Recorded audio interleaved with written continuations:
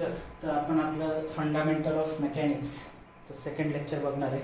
आणि सेकंड लेक्चरमध्ये आपण आज बघणार आहोत जनरल कन्सिडरेशन इन डिझाईन. काल आपण लोड काय राहतं ते बघितलं, स्ट्रेस काय राहतं ते झालं, स्ट्रेन काय राहतं ते पण झालं, जे आपण ऑलरेडी शिकलेलो होतो सॉमध्ये. आता आपण डिझाईनचा एक म्हणजे कोणती, जसं तुम्हाला काल इंट्रोडक्शनमध्ये सांगितलं होतं की कोणतीही वस्तू, कोणताही मशीनचा पार्ट डिझाईन करत असताना त्याच्यामध्ये भरपूर सारे कन्सिडरेशन राहतात है ना. त्याचमुळे आपण डिझाईन करतो की डिझाईन केल्यावर आपल्याला एक रफ आयडिया येऊन जाते की एक्झॅक्टली होणार काय. तर बघा कोणकोणते कन्सिडरेशन करावे लागतात डिझाईनमध्ये. एक 11-12 पॉईंट लिहिलेले आहेत मी या ठिकाणी. हा क्वेश्चन जर आला तर तुम्हाला 2 मार्क्ससाठी विचारला जाईल. कमीत कमी 5-6 पॉईंट लक्षात ठेवायचे 2 मार्क्ससाठी. जरी क्वेश्चन आला तरी 5 ते 6 पॉईंट ॲटलिस्ट लिहायचे की कन्सिडरेशन काय काय करावे लागतात. आणि जास्त काही कठीण नाही, सिम्पल आहे. बघा कन्सिडरेशन काय आहे. Types of load. पहिला काय सांगितले बघा, the types of load and the stresses cause due to the load on the part किंवा लोड ऑन द मशीन म्हणून घ्या. ठीक आहे, की एखाद्या मशीनवर जो लोड येतोय किंवा त्या लोडमुळे जे काही स्ट्रेसेस जनरेट होत आहेत त्या स्ट्रेसेसचा किती इफेक्ट होणार आहे. ठीक आहे, काय सांगितलं की कोणत्या टाईपचा लोड आहे आणि त्या लोडमुळे त्या मशीनच्या पार्टवर, ज्या मशीनचा पार्ट तुम्ही डिझाईन करणार आहे त्याच्यावर किती लोड पडतोय, या दोघांचं तुम्हाला कन्सिडरेशन करावं लागतं. आता जसं एक एक्झाम्पल, जसं आपण ते काल एक बेंचचं एक्झाम्पल घेतलं होतं बघा. एक बेंच आहे गार्डनमध्ये, त्याच्यावर 4 जण बसलेले, 5 जण बसलेले. तर कन्सिडरेशन होतं ना की या बेंचवर किती जण बसू शकतात, 4 ते 5 जण बसू शकतात. आणि 4 ते 5 जण बसले म्हणजे त्यांचा काहीतरी 300, 200, 300 किलो एवढं वजन, एवढं वेट येईल आणि ते वेट व्हर्टिकली डाऊनवर्ड डायरेक्शनमध्ये ॲक्ट होणार आहे. हे कन्सिडरेशन आहे ना. टाईप ऑफ लोड कोणता आहे, एक टाईप ऑफ लोड आहे, त्याच्यामुळे जनरेट होणारा स्ट्रेस किती आहे त्याच्या कन्सिडरेशनमध्ये घेतलं आपण. आणि त्याच्यानुसार या बेंचचा साईज, त्याची थिकनेस, त्याची लेंथ किती असली पाहिजे, त्याची विड्थ किती असली पाहिजे हे काउंट डिसाईड केलं होतं. तर हे सगळं कुठं डिसाईड होतं आहे, डिझाईन कन्सिडरेशनमध्ये. सो फर्स्ट पॉईंट आपला तोच आहे की type of load and the stresses which are develop due to the application of the load, त्यांना आपण कन्सिडरेशनमध्ये घेत असतो एखादी वस्तू डिझाईन करत असताना. दुसरा कोणता असा पॉईंट आहे जो आपण कन्सिडरेशनमध्ये घेणार डिझाईन करताना, the motion of the part और कायनेमॅटिक ऑफ द मशीन. आता हा बेंच आहे, हा काही मोशन करणार नव्हता. जर एखादी वस्तू तुम्ही अशी डिझाईन करताय की ज्याचं मोशन होतं, जसं काही घेऊ शकता तुम्ही, पिस्टन सिलेंडर घेऊ शकतात, फॅन कन्सिडर करू शकतात. अशा गोष्टी ज्या मोशनमध्ये राहतात, ज्यांच्यामध्ये काहीतरी लिंक्सची अरेंजमेंट आहे. टॉमाट होतं ना, लिंक मेकॅनिझम.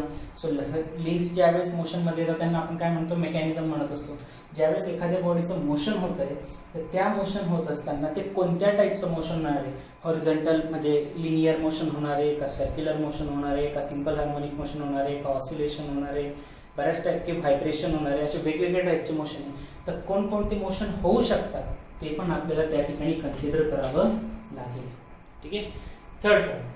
आता याच्यामध्ये आपल्याला काही डीप डाऊन लिहायचं आहे का की लोड ऑफ द पार्ट, कोणकोणते लोड येऊ शकतात, काहीच नाही. सिम्पल 2 मार्क्ससाठी आला तर क्वेश्चन येईल, तो कदाचित येणार पण नाही कारण दुसरे बरेच पॉईंट्स आहेत जे विचारण्यासारखे.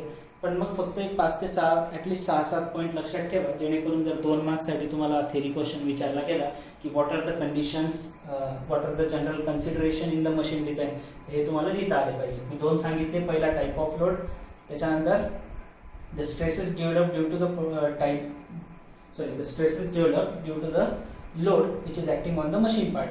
त्याच्यानंतर दुसरा पॉईंट काय सांगितला मी, दुसरा पॉईंट सांगितला टाईप ऑफ मोशन, कोणत्या टाईपचं मोशन होत आहे, आणि कायनेमॅटिक्स ऑफ द मशीन तुम्ही लिहू शकता.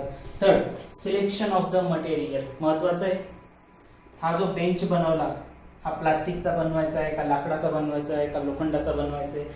जर आपण रिक्षा प्लास्टिकची बनवली चालेल का, जर आपण एखादं ट्रक प्लास्टिकच्या मटेरियलचं बनवलं चालेल का, नाही चालणार ना. कारण त्याची जी रिक्वायरमेंट आहे, त्याच्यावर जे लोड अप्लाय होणार आहे ते लोड ते मटेरियल सस्टेन करू शकणार आहे का, नाही. मग मटेरियल ज्यावेळेस आपण डिझाईन करत असतो तर डिझाईन करताना हा फार महत्त्वाचा एक पॉईंट आहे, सिलेक्शन ऑफ द मटेरियल. कारण आता आपण नेक्स्ट लेक्चरमध्ये प्रॉपर्टीज ऑफ मटेरियल बघू, जे तुम्ही मटेरियल सायन्समध्ये बी शिकलेले आहेत. तर तुम्ही भरपूर प्रॉपर्टीज शिकलेले आहेत आणि तुम्हाला त्यानुसार माहिती आहे की प्रत्येक मटेरियलची स्ट्रेंथ वेगळी, टफनेस वेगळी, ड्युरेबिलिटी वेगळी आहे ना, त्याची हार्डनेस वेगळी राहते, त्याची स्ट्रेंथ वेगळी राहते, त्याची ब्रिटलनेस वेगळी राहते. भरपूर अशा प्रॉपर्टीज आहेत मटेरियलमध्ये ना. तर मग त्या प्रॉपर्टीज आपल्याला काउंट कराव्या लागतील. आपली जी रिक्वायरमेंट आहे, आपण जे पार्ट बनवतोय किंवा जी डिझाईन आपण क्रिएट करतोय, ज्या पार्टसाठी आपण डिझाईन बनवतोय त्या पार्टला साजेसं ते मटेरियल आपल्याला घ्यावं लागेल. जसं मी तुम्हाला आता एक एक्झाम्पल सांगितलं, रिक्षा तुम्ही किंवा ट्रक तुम्ही प्लास्टिकने बनवलं काम होणार नाही आहे ना, ते लोखंडानेच किंवा ॲल्युमिनियमनेच बनवावं लागेल. ठीक, तसं. त्यानंतर next, form and the size of the part. Size of part फार महत्त्वाचं आहे. ठीक आहे, रिक्षा आणि ट्रक दोन्ही सारख्याच मटेरियलपासून बनलेले आपण असं कन्सिडर करू, पण साईज वेगवेगळी ना, कारण दोघांची त्यानुसार जी रिक्वायरमेंट आहे किंवा दोघांची नेसेसिटी जी आहे, दोघांचा जो वापर होणार आहे तो वेगवेगळा आहे. तर म्हणून त्या ठिकाणी त्याचा शेप कसा आहे, त्याची साईज कशी आहे हे फार महत्त्वाचं आहे. ठीक, हे काउंटमध्ये आपल्याला घ्यावं लागेल. जसं ते आपण एक एक्झाम्पल घेऊ शकतो, खिळे वेगवेगळ्या प्रकारातले, तर वेगवेगळ्या प्रकारचे खिळे का बरं बनवले गेलेत, कारण प्रत्येक एक खिळ्याचं काम कुठेतरी वेगळ्या ठिकाणी वेगळं आहे. ठीक आहे, त्यामुळे next, frictional resistance and the lubrication. सगळ्यांना माहिती आहे त्या ठिकाणी किती लुब्रिकेशनची गरज पडेल, किती फ्रिक्शन जनरेट होईल, हे आपल्याला डिझाईन करत असताना काउंटमध्ये घेणं फार महत्त्वाचं आहे. जसं मटेरियलचं सिलेक्शन महत्त्वाचं आहे, साईजचं सिलेक्शन महत्त्वाचं आहे, तसं हे पण खूप महत्त्वाचं आहे. काय, फ्रिक्शन किती जनरेट होत आहे. नाही तर माहीत पडलं आपण जेवढं आपल्याला जे वर्क पाहिजे होतं त्याच्यापेक्षा जास्त तर फ्रिक्शनच होत आहे. सगळ्यांना माहिती आहे की फ्रिक्शनमुळे काय होतं, वर्क कमी भेटतं है ना. तुम्ही खूप जोरात पळण्याचा प्रयत्न करतायत है ना पाण्यात. आता एक सिंपल एक्झाम्पल सांगतो मी तुम्हाला फ्रिक्शनचं. हे बाकी तुम्ही भरपूर शिकलेले आहे, तुम्हाला माहितीही असते. तुम्ही नॉर्मल जमिनीवर पळणं कठीण आहे की समुद्राच्या किनाऱ्यावर समजा तुम्ही बीच, सुंदर सनसेट होतोय आणि त्या सनसेट होत असताना तुम्हाला अचानक खूप आली, चला आपण समुद्रात पळू थोडंसं, शक्य आहे का? कोणतं सोबत आहे, हे की हे? एअरमध्ये ना, कारण लिक्विडमध्ये काय होतं, फ्रिक्शन जास्त आहे. याचा अर्थ काय, तुम्ही या ठिकाणी दोन्ही ठिकाणी समजा जी एनर्जी लावताय पुढे पळण्यासाठी ती सारखीच आहे, पण वर्क कुठं जास्त भेटतंय, या ठिकाणी. आणि आपल्याला काय पाहिजे आता, वर्क ना पळायचं आहे आपल्याला, वर्क डिस्टन्स कव्हर करायचं आहे, जे वर्क आपल्याला पाहिजे होतं कुठं भेटलं, इथं. कारण इथं फ्रिक्शन काय होतं, कमी, आणि इथं फ्रिक्शन काय होतं, खूप जास्त होतं. ठीक, मग डिझाईन ज्या वेळेस आपण करतोय त्यावेळेस हे कन्सिडरेशन मध्ये घेणं फार महत्त्वाचं आहे की तुम्ही किती इनपुट लावणार आहे आणि त्या मानाने तुम्हाला किती आउटपुट भेटतोय. इनपुट दिल्यानंतर किती आउटपुट भेटतोय, त्यामधला किती भाग हा फ्रिक्शनमुळे जातोय. मग फ्रिक्शन कसं कमी करता येतं, लुब्रिकेशनचा वापर करून. मग किती लुब्रिकेशन टाकावं लागेल, ह्या सगळ्या गोष्टींचा आपल्याला डिझाईन करत असताना कन्सिडरेशन मध्ये घ्यावा लागतील. Next, convenient and economical feature. हा फार महत्त्वाचा फीचर आहे आपल्यासाठी. इकॉनॉमिकल, वस्तू परवडणारी पाहिजे है ना, मग ती चायनाची असली तरी चालेल, बरोबर आहे की नाही. इंडियन मार्केट, चला एक एक्झाम्पल घेऊ मोबाईलचं. इंडियन मार्केटमध्ये फोन चांगले नाहीचे समजा, आज कोणते एकच ऑप्शन उरतं आपल्याला, चायनाचे मोबाईल सोडले तर आयफोन, जो आपल्याला परवडत नाही है ना. तो इकॉनॉमिकल एक आपल्यासाठी नाही. कन्व्हिनियंट म्हणजे काय, वापर करायला सोपं आहे का तो मोबाईल. जर तुम्ही अँड्रॉइड फोन वापरताय आणि तुमच्या हातात जर मी आयफोन फेकून दिला ना, तर तुम्हाला तो चालूही करता येणार नाही. त्याचे फीचर्स पूर्णपणे वेगळे. तर मग तो एका म्हणजे ऑर्डिनरी माणसासाठी कन्व्हिनियंट झाला का ते वस्तू वापरायला, नाही. इकॉनॉमिकल तर बिलकुलच नाही.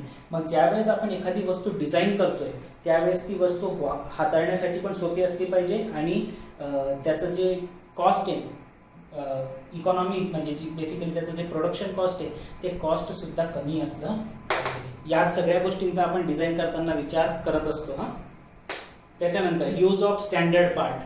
ठीक आहे, मला एक गोष्ट सांगा, यूज ऑफ स्टँडर्ड पार्ट बी आपण या मोबाईलवरूनच समजून घेऊ. चला ठीक आहे, आपण एक मोबाईल घेतला समजा, कोणता, विवोचा मोबाईल घेतला आहे, चायनीज कंपनी है ना. एक विवोचा मोबाईल घेतला आणि एक आपण समजा आयफोन घेतला. दोघांमध्ये विवोवाल्यांनी सांगितलं की आमच्या मोबाईलचा कॅमेरा 48 मेगापिक्सलचा आहे, आयफोनवाल्यांनी सांगितलं आमच्या मोबाईलचा कॅमेरा फक्त 16 मेगापिक्सलचा आहे, आम्ही गरीब आहे.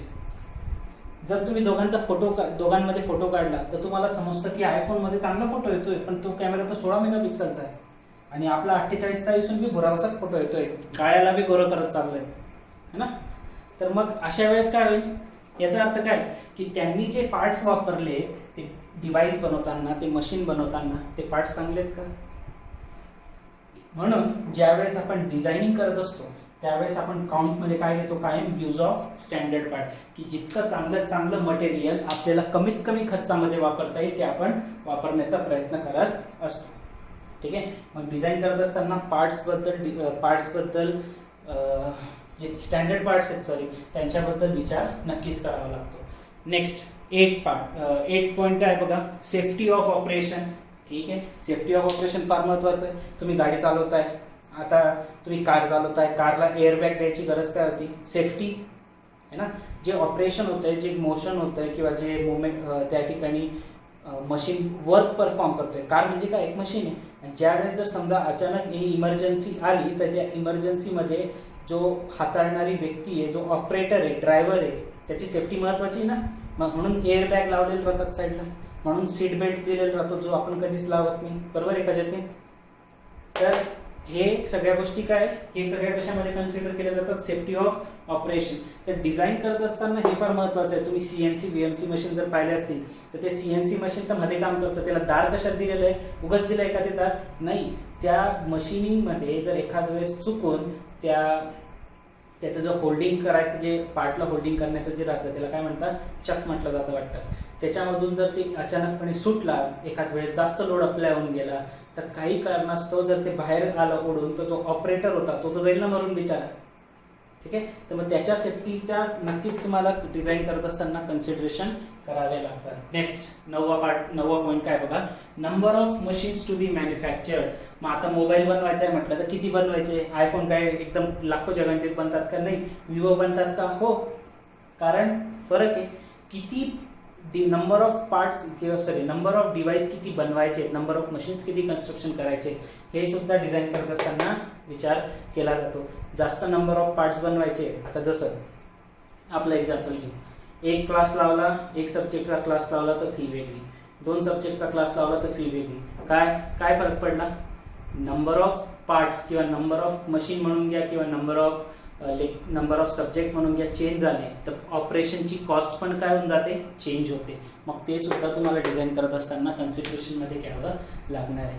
10वं कॉस्ट ऑफ कन्स्ट्रक्शन. इथंच सांगितलं मी इकॉनॉमीमध्ये जे काही डिव्हाइस तुम्ही बनवताय त्याचं कन्स्ट्रक्शन कॉस्ट किती आहे फार महत्त्वाचं राहील.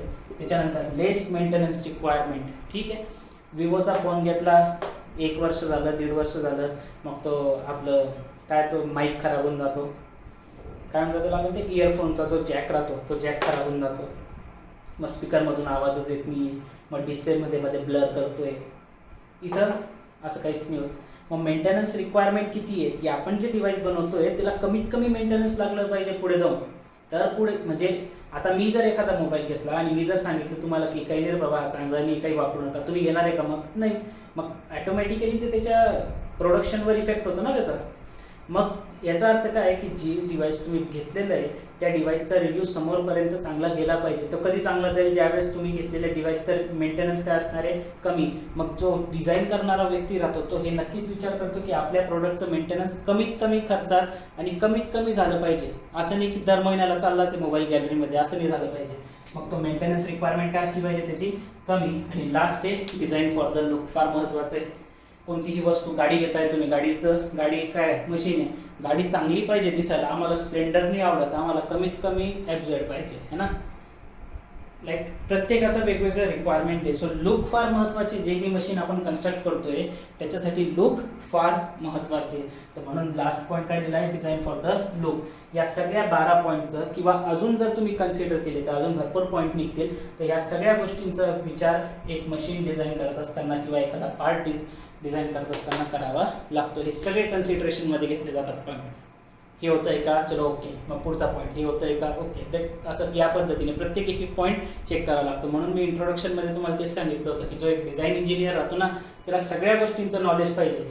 त्याला मटेरियलबद्दल बी माहीत पाहिजे, त्याला स्टँडर्ड पार्टबद्दल बी माहीत पाहिजे, त्याला रेजिस्टन्स डुप्लिकेशनबद्दल बी माहीत पाहिजे, त्याला लोड स्ट्रेसेसबद्दल बी माहीत पाहिजे. बघा इथं टॉम मटेरियल सायन्स है ना. त्याच्यानंतर प्रोडक्शनचा बी एक भाग येतो. त्याच्यानंतर तुम्ही आता पुढे जाऊन तो झाला असेल ना तुम्हाला कोणता सब्जेक्ट राहतो तो क्वालिटी कंट्रोलचा, क्वालिटीचा बी एक महत्त्वाचा पार्ट राहतो. सेफ्टी, या सगळ्या गोष्टींचा म्हणजे पूर्ण मेकॅनिकलचं जेवढे बी तुम्ही सिलेबस शिकतात तेवढा सगळ्याचं चांगलं नॉलेज असलं पाहिजे, तर तो व्यक्ती एक डिझाईन इंजिनियर बनू शकतो. कळलंय काय? चलो ठीक आहे. मग आता आपण नेक्स्ट पॉईंटकडे वळूया. ओके, चला स्ट्रेस स्ट्रेन कर्व डायग्राम बघूया, स्ट्रेस स्ट्रेन कर्व बघूया. दोन वेगवेगळे कर्व काढलेले आहेत मी, एक डक्टाईल मटेरियलसाठी एक ब्रिटल मटेरियलसाठी. तुम्हाला जर थोडंफार आठवत असेल तर तुम्ही हे पण शिकलेले आहे सॉममध्ये. ठीक, तर बघूया. तर stress strain diagram for the ductile material. तुम्हाला काय विचारलं जाईल या म्हणजे या डायग्राम जर आल्या समजा, तर तुम्हाला काय सांगतील, explain the stress strain diagram for the ductile material. नाही, कारण याला जर एक्सप्लेन करायचं म्हटलं तर तो क्वेश्चन तुम्हाला कमीत कमी 4 मार्क्ससाठी विचारला गेला पाहिजे, है ना. आणि तुमचे जे मागचे क्वेश्चन पेपर आहे त्यानुसार तर हेच दिसतंय की stress strain diagram for ductile material हा फक्त कर्व काढायला येतो 2 मार्क्ससाठी, आणि हे नावं लिहायला सांगते. किती? 2, 3, 4, 5 आणि हे 6. हे फ्रॅक्चर ब्रेकिंग पॉईंट हे सुद्धा नाव याच्यातलंच आहे. ठीक आहे, तर हे 6 नावं लिहायला आणि एवढा एक कर्व काढायला तुम्हाला 2 मार्क्स भेटतात. मग आता आपण काय करायचंय, आपण मी एकदा एक्सप्लेन करून देईल, आणि याची जी थेरी पार्ट आहे जो तुम्हाला लिहायचा असेल, एक्सप्लेनेशन लिहायचं असेल, तर मी हा थेरी पार्ट आपल्या व्हॉट्सअप ग्रुपमध्ये टाकून देईल.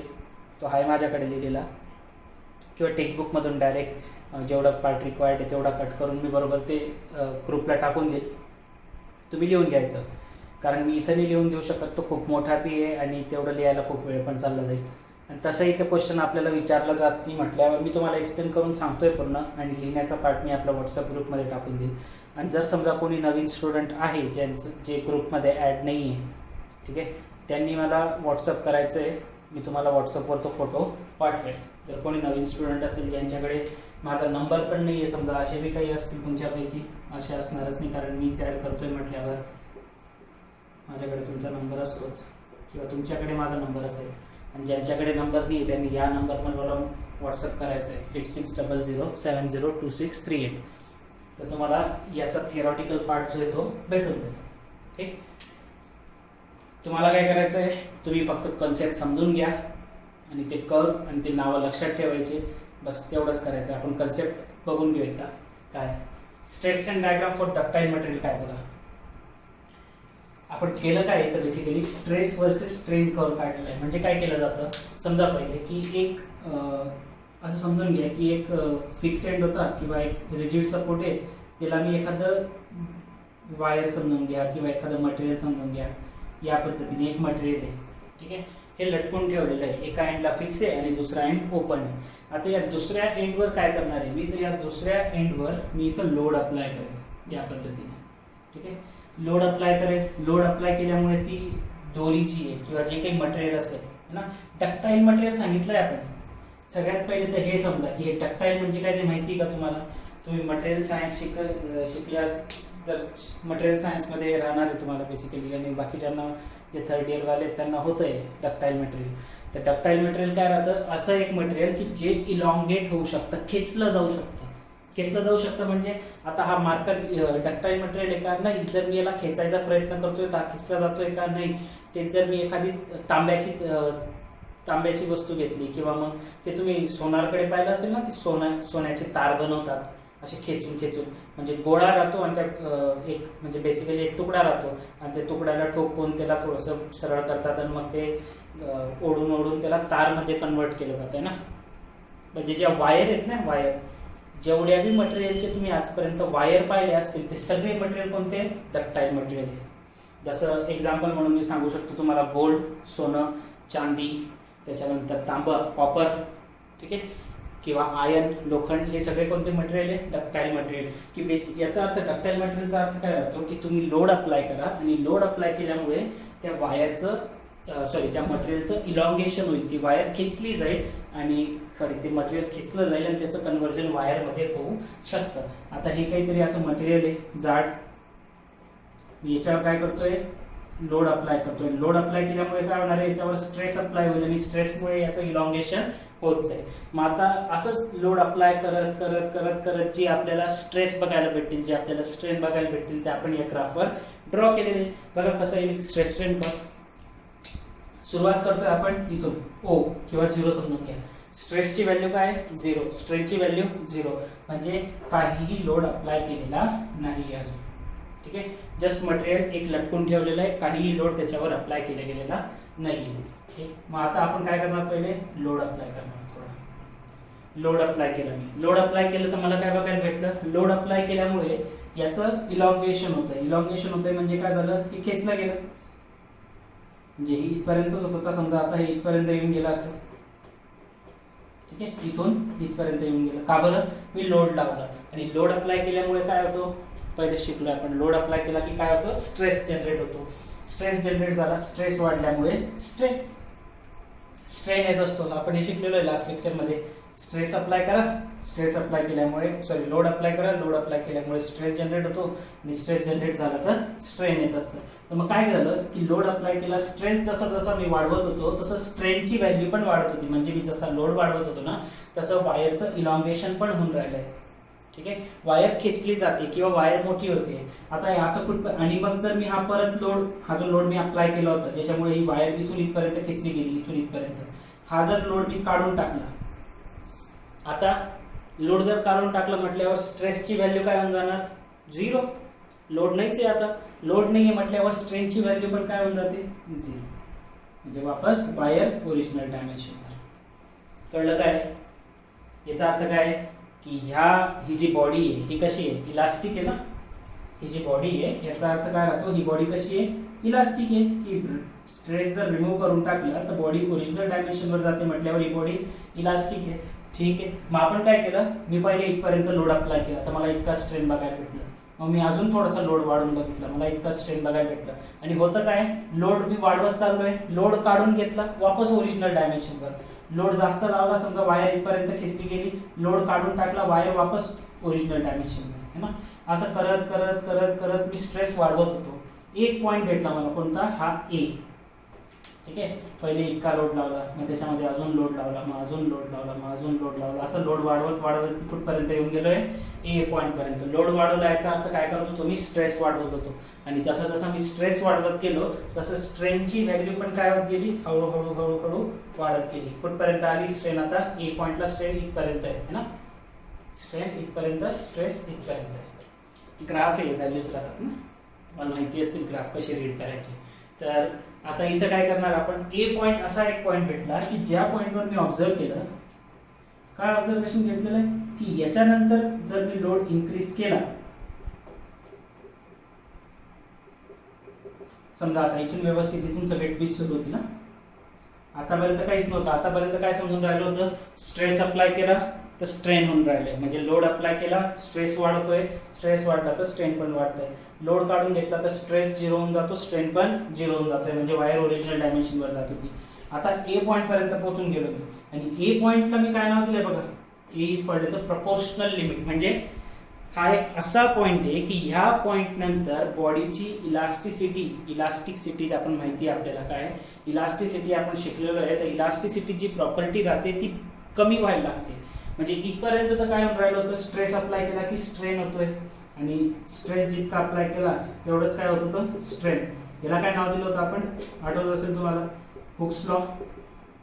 हुक्स लॉ आहे ना, की within the elastic limit that stress is directly proportional to strain. म्हणजे जितका स्ट्रेस अप्लाय केला तितकाच काय होतो, स्ट्रेन पण होतो. जेवढा लोड अप्लाय केला तेवढा स्ट्रेस वाढतो, तेवढाच स्ट्रेन पण होणार आहे. ठीक आहे, हे आठवत असेल तुम्हाला, stress is directly proportional to strain.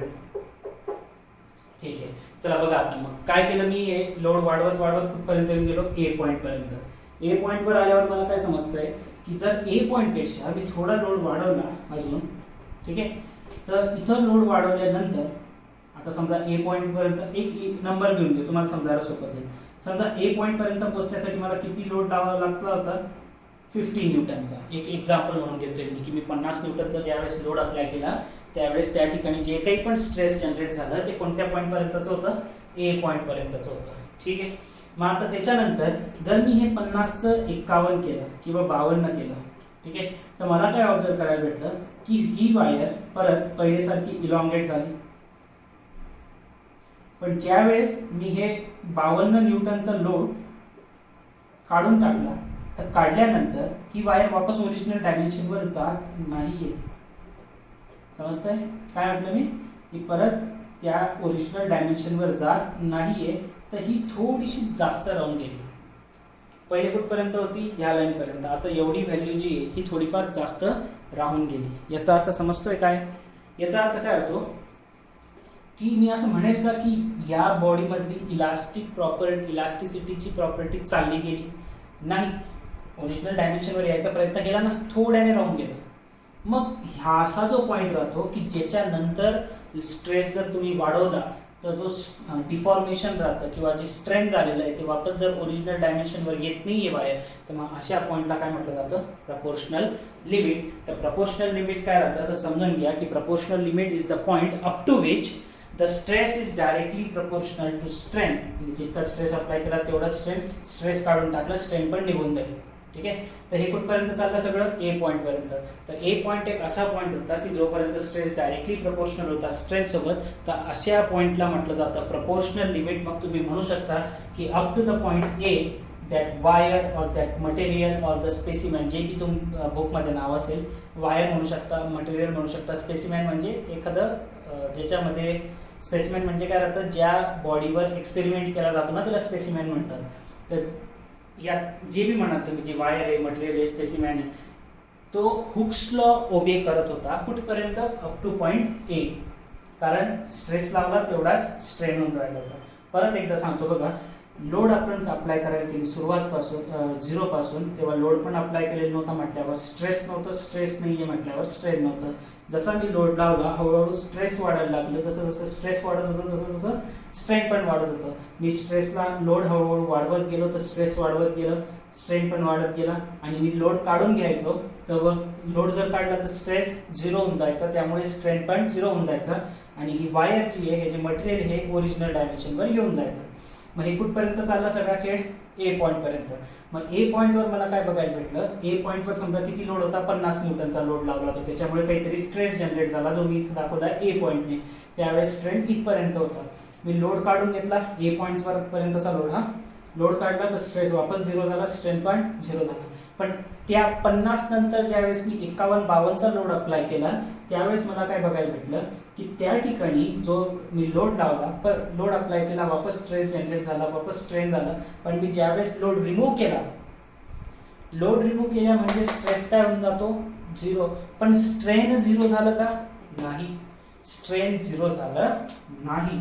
मग स्ट्रेन जर पूर्णपणे असं समजा, आता इथं ग्राफमध्ये मी काय म्हणतोय की स्ट्रेन पूर्णपणे 0 झालेलं नाहीये. मग स्ट्रेन हे थोडंफार राहून गेलं ना, हे जे स्ट्रेन आहे हे थोडंफार राहून गेलं. तर मग अशा वेळेस जो ए पॉईंट होता, जोपर्यंत स्ट्रेस आणि स्ट्रेन डायरेक्टली प्रपोर्शनल होते, लोड लावला, रिमूव्ह केला तर स्ट्रेन पण 0 होऊन जायचं, वायर ओरिजिनल डायमेन्शनला येऊन जायची. अशा पॉईंटला कोणता पॉईंट म्हटलं जातो? प्रपोर्शनल लिमिट म्हटलं जातं. आणि लिहिताना असं की तुम्हाला एक पॉईंट दिसेल त्याच्यामध्ये की up to point A that's if the stress is directly proportional to strain, that means it obeys the Hooke's law. हा हुक्स लॉ आहे की स्ट्रेस डायरेक्टली प्रपोर्शनल राहतो स्ट्रेनला. ठीक, ए पॉईंट पर्यंतचं मॅटर समजलंय. पुढे जाऊया. ए पॉईंट नंतर मी जास्त लोड अप्लाय केला, मला थोडंसं डिफॉर्मेशन बघायला भेटलं. ठीक आहे. मग माझी उत्सुकता अजून वाढली. मला असं वाटलं की हे असं कायमच होणार आहे का की मी किती बी लोड लावला काढून दिला तर ही वायरची लेंथ थोडी थोडी फक्त वाढत जाईल का? मग मी अजून लोड अप्लाय केला, मी 52चा केलं 55. मग 55 वर केल्यावर माझा स्ट्रेस जनरेट झाला समजा कुठपर्यंत? या पॉईंट बी पर्यंत. ठीक आहे, 55 पर्यंत नेलं मी. आणि माझं हे फक्त एक नंबर्स एक्झाम्पलसाठी घेतोय बरं, हे तुम्हाला समजण्यासाठी. असं काही 50-55 खरंच नंबर लिहिला. तर बी पॉईंट जो आहे 55 वर समजा मी 55 पर्यंतचा लोड घेऊन गेलो आणि त्या पॉईंटवर स्ट्रेस जनरेट झाला अप टू पॉईंट बी पर्यंत.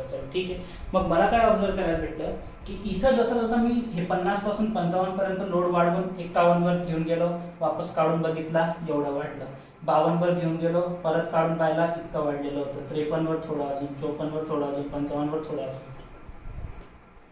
ज्यावेळेस मी 55चा लोड अप्लाय करायचो ना तर वायर इथपर्यंत इलॉंगेट झालेली होती, अशी वायर इथून इथपर्यंत येऊन गेली होती. पण मी ज्यावेळेस लोड काढला 55चा, स्ट्रेस 0 झाला तर स्ट्रेन पूर्णपणे 0 नव्हता, वायरची लेंथ इतकी वाढून गेलेली होती आणि ही परत काही कमी होऊन नाही राहिली, ही इतकीच राहिली है ना.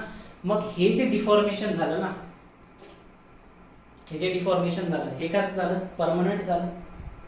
ठीक आहे, हे जे डिफॉर्मेशन झालं हे कसं राहतं? परमनंट राहतं, हे परत काही कमी होणार नाही. याचा अर्थ काय झाला की बी पॉईंटवर येता येता जी वायर आपली सुरुवातीला इथपर्यंतच होती ना, आता ती वायर तुम्ही लोड अप्लाय करून करून किती करून टाकली आहे, इतकी मोठी करून टाकली.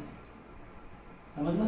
रबर पाहिले ना, रबर बघा ते बंडलला लावलेलं राहिलं की थोड्या दिवसांनी ते आपोआप मोठं होऊन जातं, नोटांच्या बंडलला लावलेलं राहिलं. सेम कंडिशन आहे अशी. लोड अप्लाय करून करून काय होऊन जातं, त्या मटेरियलचं इलॉंगेशन होऊन जातं. पण याचा अर्थ असा आहे का की रबर इलास्टिक प्रॉपर्टी सोडून देतं, तुम्ही परत खेचलं सोडलं तर ते परत इथपर्यंत येतं ना. म्हणजे इथून काय समजतंय की हा जो बी पॉइंट आहे हा एक असा पॉइंट होता की जोपर्यंत बॉडीमध्ये इलास्टिसिटी होती, भलेही वायर मोठी व्हायची पण वापस काढल्यावर वापस जर ओरिजिनल डायमेन्शनवर जायचा प्रयत्न करते, याचा अर्थ काय म्हणणार आपण, त्या वायरमध्ये त्या मटेरियलमध्ये इलास्टिक प्रॉपर्टी ही बी पॉइंट पर्यंत टिकून होती. म्हणून त्या बी पॉइंटला काय म्हटलं जातं, इलास्टिक लिमिट म्हटलं जातं. इलास्टिक लिमिट म्हणतोय याचा अर्थ काय की ह्या पॉइंट नंतर बॉडीमध्ये इलास्टिसिटी राहणार नाही.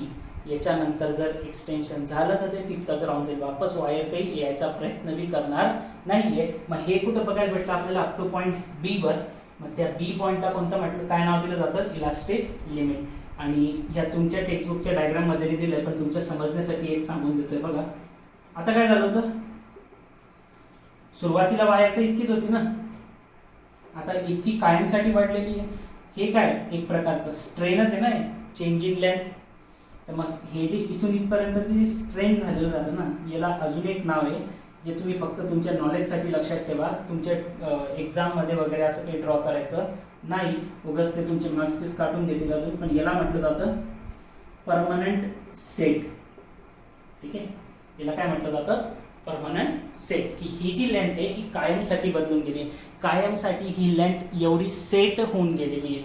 आणि कायमसाठी आहे म्हणून काय वर्ड शब्द वापरला जातो त्या ठिकाणी, परमनंट सेट.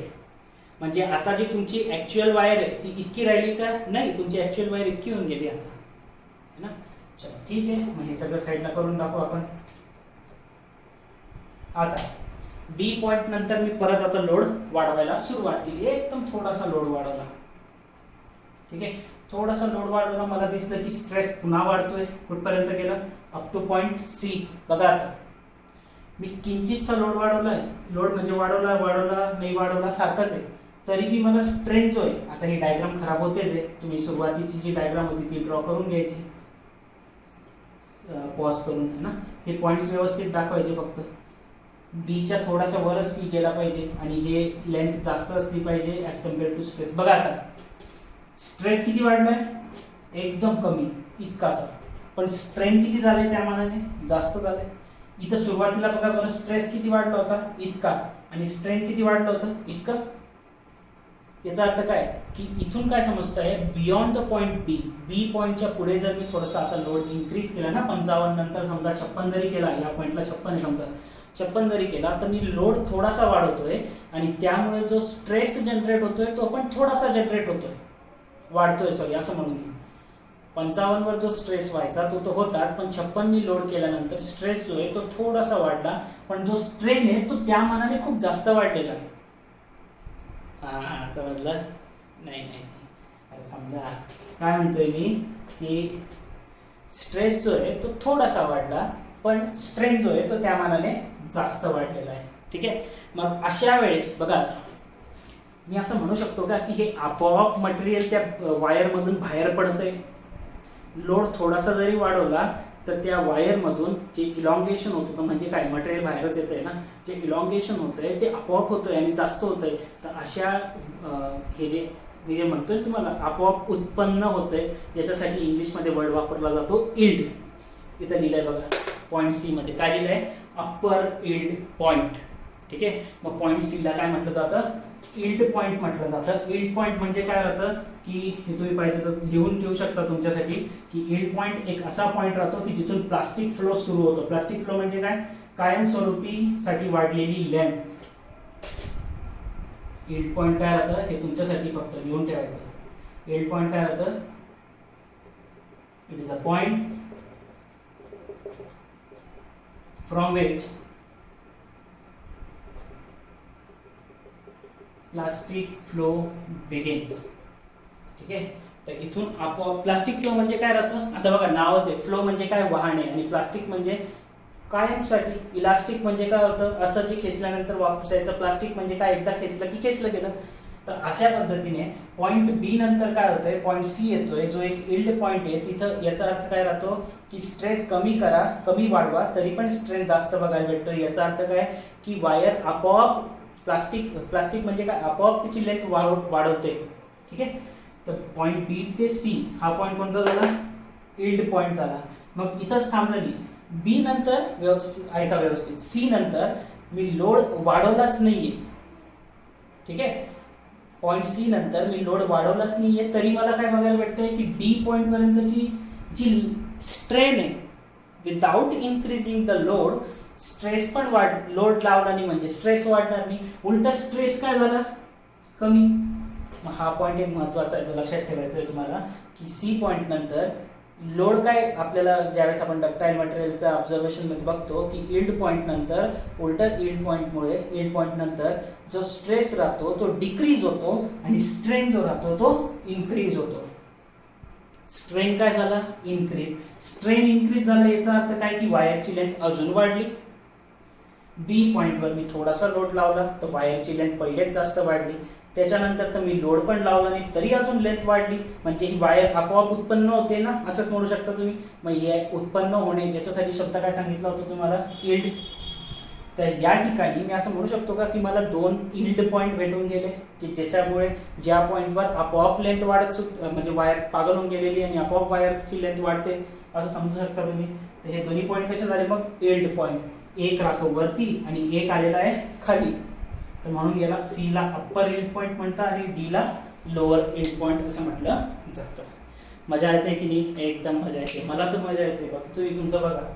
डी पॉईंट नंतर आता डी मी तुम्हाला सांगितलं प्लास्टिक फ्लो सुरू होऊन गेलाय, वायरची लेंथ एक सुटतच राहते, नुसती वाढतच राहिली. तर मग आता याच्यानंतर काय करतोय बघा आपण, पॉईंट डी नंतर आता तुमचं असं म्हणणं आहे का की इथून इथपर्यंत स्ट्रेस वाढवत गेलो आम्ही, नाही, थोडासा स्ट्रेस वाढवला. पण मग काय होतंय, मजेदार गोष्ट काय जी तुम्ही आतापर्यंत ऑब्झर्व केलेली, हे वायरची मटेरियल का आपोआप बाहेरून ऍड होतंय का, नाही.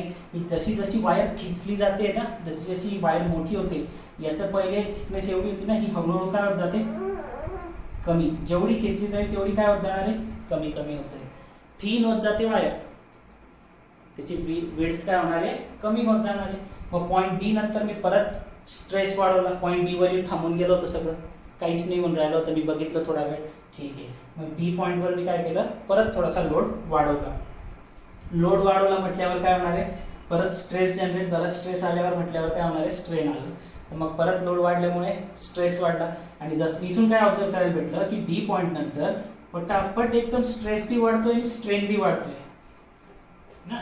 डी पॉईंट नंतर स्ट्रेस आणि स्ट्रेन दोन्ही एकदम फास्ट वाढायला लागले. आणि त्याच्यामुळे काय होत राहिलं होतं, जेवढा स्ट्रेस वाढत होता तेवढी ती वायर जास्त खेचली जात होती. आणि जेवढी ती वायर जास्त खेचली जात होती तेवढा तो वायरचा एरिया जो आहे किंवा वायरची थिकनेस जी आहे ती काय होत चालली होती, कमी. ठीक आहे. तेवढीच त्या वायरची थिकनेस जी आहे ती काय होत चाललेली आहे, कमी होत चाललेली आहे. आणि हे कुठपर्यंत चाललं सगळं, पॉईंट ई पर्यंत. ठीक आहे. पॉईंट ई एक असा पॉईंट भेटला. आता मला कसं कळणार की पॉईंट ई येऊन गेलेला आहे, कारण ही वायर जी बारीक होत चाललेली होती ती आपण बी होच दिली ना, आपण कुठं नाही म्हणतोय त्याला बारीक व्हायचं, हो दे, आपल्याला वायरची लेंथ जास्त भेटते बस एवढंच झालं. पण मला एक गोष्ट ऑब्झर्व करायला भेटली की पॉईंट ई जसा रीच होतो ना, याला काय म्हटलं जातं, ही मॅक्सिमम व्हॅल्यू दिसते तुम्हाला स्ट्रेसची है ना, मॅक्सिमम म्हणजे अल्टिमेट. तर या पॉईंट ई ला काय म्हटलं जातं मग, अल्टिमेट लोड पॉईंट. की ह्या ई पॉईंटवर जितका लोड ऍक्ट होतोय ना, तितका लोड त्या वायरवर पूर्ण ड्युरेशन मध्ये कधीच ऍक्ट होत नाही. त्यामुळे हा सगळ्यात जास्त असलेला लोड आहे म्हटल्यावर याला अल्टिमेट लोड पॉईंट किंवा अल्टिमेट स्ट्रेस बी म्हटलं जातं. काही काही बुकमध्ये अल्टिमेट स्ट्रेस नाव दिसेल तुम्हाला, कारण हे मॅक्सिमम स्ट्रेस ना, तर अल्टिमेट स्ट्रेस बी म्हटलं जातं त्याला. पण मग मला कसं कळलं की ई पॉईंट जनरेट झालं, तर ई पॉईंट जनरेट होतो त्यावेळेस ना इथं एक नेक फॉर्म होते. नेक कळतं का, अशी ही जर वायर आहे तर याला थोडासा साईडला असा छोटासा कट पडून जातो. तर त्या कटसाठी शब्द काय वापरला जातो, नेक. तर तुम्ही पाहिजे तर समजण्यासाठी इथं लिहू शकता की या ई पॉईंटवर काय होतं, नेक फॉर्मेशन होतं, म्हणजे वायर थोडीशी कट होते त्या ठिकाणी. मग वायर कट झाली, वायर जर कट झाली तर मग आता वायर तुटायवर येऊन गेली की मग त्याच्यानंतर आपण लोड वाढवतोय का, नाही. तुम्ही बघा एफ पॉईंट जो आहे, व्यवस्थित बघा, एफ पॉईंट जो आहे तो काय ब्रेकिंग पॉईंट आहे, म्हणजे एफ पॉईंट पर्यंत आल्यावर वायर तुटणार आहे. ठीक आहे. ई पॉईंटवर वायर तुटली होती का? नाही. आता बऱ्याच जणांच्या डोक्यामध्ये एखादा क्वेश्चन जनरेट झाला असेल की वायर जर तोडायची आहे तर मग स्ट्रेस वाढवला पाहिजे होता ना. नेक फॉर्म झाली होती पण स्ट्रेस वाढवला पाहिजे होता की नाही? हो. पण वाढवलाय का आपण? नाही. उलटा जो स्ट्रेस आहे तो खाली येतोय, स्ट्रेस जो आहे तो कमी होत चाललाय आणि स्ट्रेन वाढत चाललाय. मग हे लक्षात ठेवा मित्रांनो की स्ट्रेस म्हणजे काय राहतं? फोर्स अपॉन एरिया है ना. फोर्स काय करतोय आपण? वाढवतोय का? नाही. आपण तेवढा जरी फोर्स ठेवला ना पण काय होऊन गेलं की ही वायर जी पहिले इतकी जाड होती ती हळूहळू हळूहळू करत करत करत कमी होऊन गेली. याचा अर्थ काय होऊन राहिला होता की त्या वायरचा एरिया कमी होतोय. वायरचा एरिया कमी झाला याचा अर्थ त्या वायरवर तितक्याच फोर्सवर जनरेट होणारा स्ट्रेस काय होऊन गेला? वाढला. नसेल लक्षात तर ते दोन मुलांचं एक्झाम्पल लक्षात घ्या. ज्या मुलाचं डोकं छोटं होतं त्याच्यासाठी काम तर तितकंच होतं ना 2 चॅप्टरचं, पण फोर्स काय होत झाला? त्याला स्ट्रेस काय पडलं? जास्त पडलं होतं है ना. तसंच इथं झालं की जी वायर आहे ती एकदम बारीक होऊन गेलेली आहे, त्याचा एरिया इतका कमी झालेला आहे की तेवढा लोड पण त्याच्यासाठी काय होऊन राहिलेला आहे? खूप जास्त होऊन गेलेला आहे. ठीक आहे. मग याचा अर्थ काय की त्या ठिकाणी स्ट्रेस खूप वाढून जातो आणि स्ट्रेस वाढतो without increasing area. Sorry, area काय होत चाललेला आहे? डिक्रीज होत चाललेला आहे. आणि डिक्रीज झालेला एरिया, मग आपल्याला एरिया जसं जसं डिक्रीज होईल तुम्ही लोड काय करताय? काढून घेताय. तर एक पॉईंट जो सगळ्याच ठिकाणी होतोय बघा, एक लक्षात घ्या की हे सगळे जेवढे बी पॉईंट भेटलेले आहेत ना आपल्याला, समजा ए पॉईंट मला इथं भेटला होता तर मी जितका लोड लावला होता तो पूर्ण काढून घ्यायचो मी आणि परत थोडा थोडा थोडा थोडा वाढवत जायचो. असं नाही बरं की इथं 50 होतं तर मग पुढच्या वेळेस मी डायरेक्ट 50 पासून सुरुवात केली. नाही. 50 वर मला एक पॉईंट भेटला ना, ठीक आहे, मी परत 5, 10, 15, 20, 25 असं करत करत 50 वर आलो. मग 50 नंतर 51, 52, 53, 54, 55 वर एक पॉईंट भेटला. मग परत सगळं 0 केलं. मग परत 0 नंतर परत हळूहळू हळूहळू सुरू करतोय मी. असं होतं. असं नाही की डायरेक्ट लोड अप्लाय करतो बाबा तेवढाच. मग इथून ज्यावेळेस ई पॉईंट भेटून गेला, नेक फॉर्म होऊन गेलं होतं, मी परत 0 पासून सुरुवात करेन है ना. 0, 5, 10, 15, 20, 25, 50 पर्यंत गेलो मी. मग त्या लोडवर त्या ठिकाणी मला काहीतरी बघायला भेटलं की हा तो सोडा, इथं 50-55चा लोडवरच हा वायरचं एकदम जोरात डिफॉर्मेशन होतंय. ही वायर जी इथपर्यंत होती, समजा ई पॉईंटवर आल्यावर समजा स्ट्रेन इतका आहे ना, तर इथपर्यंत समजा स्ट्रेन आहे, तर ई पॉईंट नंतर मी 50च्या जवळपासच लोड अप्लाय करतोय तरी स्ट्रेन जी आहे ते खूप जोरात झालं आणि एक पॉईंट असा भेटला ते स्ट्रेन होतं. स्ट्रेन होतंय म्हणजे काय? वायरची लेंथ अजून वाढते. एक तर वायरची थिकनेस समजा एवढीच उरलेली आहे, मी कमी जरी लोड अप्लाय केला तरी वायरची इलॉंगेशन होते म्हटल्यावरती वायरची जी थिकनेस आहे किंवा त्याचा जो एरिया आहे तो अजून कमी होत चाललेला आहे.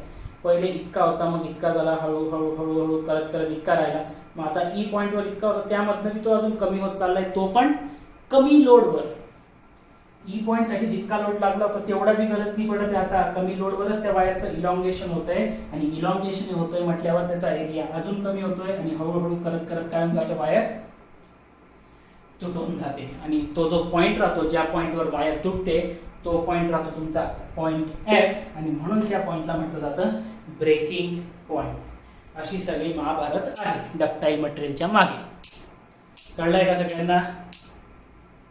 कळलं असेल. नसेल कळलं असेल तर 2दा बघा 3दा बघा व्हिडिओ, कळून जाईल. Stress strain diagram for brittle material. Brittle म्हणजे काय राहतं? ठिसूळ. खडू सगळ्यांना माहिती, खडू कसं आहे? ठिसूळ आहे. ओढला तर ओढला जातोय का? तो नाही. स्ट्रेस तुम्ही अप्लाय करा, जसं हा मार्कर आहे, मार्करला मी खेचतोय, खेचला जातोय का? नाही. मी खेचतोय म्हणजे काय? लोड अप्लाय करतोय आणि लोड अप्लाय करतोय म्हटल्यावर स्ट्रेस काय होणार? वाढत जाणार. हा जरी खेचला जात असेल तरी मला दिसेल इतका खेचला जातोय का? नाही. तो एकदम बारीक लाईक मायक्रॉनमध्ये मध्ये खेचला जातोय. त्याला मला ते आपलं झूम करावं लागेल है ना, मायक्रोस्कोपमध्ये बघावं लागेल, त्यावेळेस जाऊन मला दिसेल ते एकदम की थोडंसं वाढलेलं आहे, एकदम किंचित वाढलेलं आहे मायक्रॉनमध्ये. मग इथं तसंच झालंय बघा. 0 होतं पहिले, स्ट्रेस वाढवला, लोड वाढवला वाढवला वाढवला वाढतच चाललंय. स्ट्रेन दिसतच नव्हता. स्ट्रेन एकदम कमी आहे. एवढा मोठा लोड वाढून गेला, स्ट्रेन इतकाच झाला.